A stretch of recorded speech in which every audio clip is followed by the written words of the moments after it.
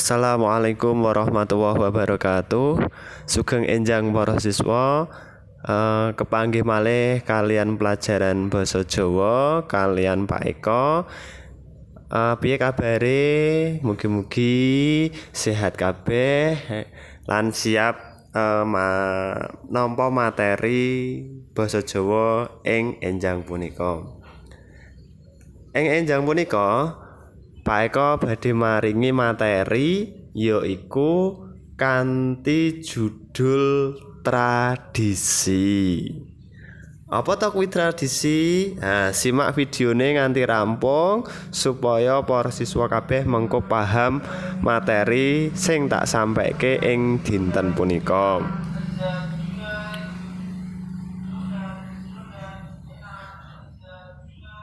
Apa to kuwi tradisi?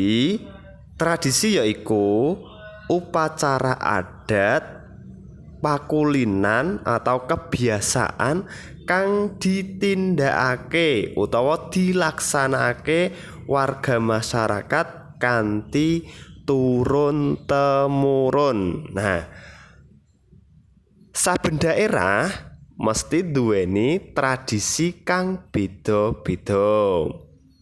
Nah, tradisi kuwi biasane ditindakake ing salah sijining masyarakat kanthi turun temurun, yaiku kawit saka jaman biyen nganti tekan saiki. Nah, tradisi iku macem-macem warnane, nggih. Pak Eko yakin ing daerah para bocah-bocah, para siswa mesti ana salah sijining tradisi sing biasane ditindakake ing masyarakat. Nah, wonten dinten punika Pak Eko badhe maringi contoh tradisi sing biasane ana ing masyarakat khususipun Pulau Jawa, nggih. Ingkang sepisan yaiku tradisi Tedak Siti. Ingkang nomor kalih yaiku tradisi sekaten. Nomor 3 yaitu ruwatan utawa rambut gimbal. Nomor sekawan iku mitoni. Sing nomor gangsal iku malem selikuran. Sing nomor 6 brokohan, sing nomor 7 tingkeban, sing nomor 8 grebeg sawal, ya. Sebenarnya tradisi iki isih akeh banget, nggih. Kaya dene nek sing tradisi sing rada modern yaiku nek setiap malam 17 Agustus lah, mesti biasane kan wonten masyarakat niku padha lek-lekan utawa bergadang nganti bengi, nggih. Utawa masyarakat iku uga diarani tirakatan, nggih, macam-macam jenise. Niku contone tradisi sing ana ing masyarakat. Nah, wonten enjang punika, nggih, ing materi punika Pak Eko badhe maringi contoh tradisi yaiku tradisi Tedak Siti, nggih. Apa to kuwi Tedak Siti? Nah, mungkin ana salah sijining bocah, nggih. Mungkin ana salah sijining bocah sing wis ngerti apa to kuwi Tedak Siti, ya.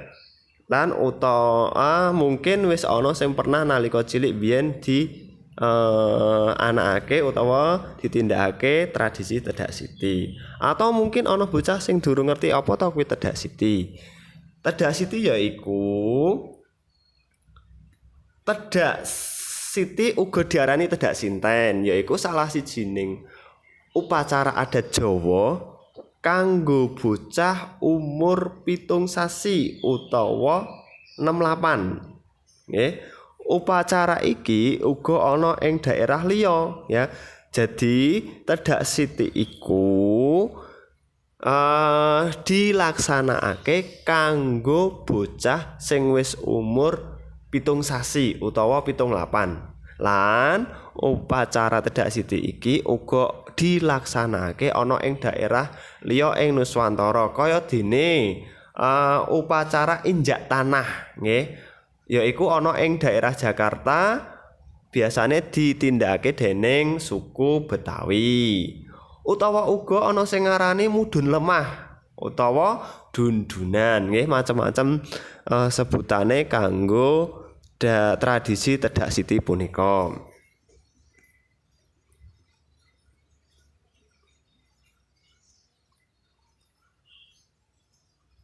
Tedak sinten iku saka tembung atau kata tedak. Tedak kan ateges utawa nduweni arti midak atau menginjak, nggih, utawa mudhun. Lan siten kuwi saka tembung atau kata siti kang ateges utawa artine lemah utawa bumi. Dadi tedak siti iku upacara kanggo bocah cilik sing umur 7 sasi gitu, yaiku dundunan atau pertama kali ya bocah kuwi midak lemah atau turun ya ana ing lemah. Upacara iki ditindakake yen umur bocah kuwi wis ana 78. 78 kuwi pira, Pak? 78 kuwi nek menurut hitungan dina yaiku 240 dina. Nah, niku nggih Tedak Siti, keterangane Tedak Siti. Nah, manawi apa wae sing kudu disiapke nalika upacara Tedak Siti ya minggu ngarep Pak Eko badhe maringi malih materi babagan perlengkapan kanggo upacara Tedak Siti lan tata carane utawa urut-urutane Tedak Siti. Mekaten materi dinten menika saking Pak Eko, muga-muga manfaat kanggo bocah-bocah. Aja lali nggih ampun supe materine dicatet ana ing buku tulis supaya bocah-bocah kelingan. Cekap semanten saking Pak Eko. Akhirul kalam wassalamualaikum warahmatullahi wabarakatuh.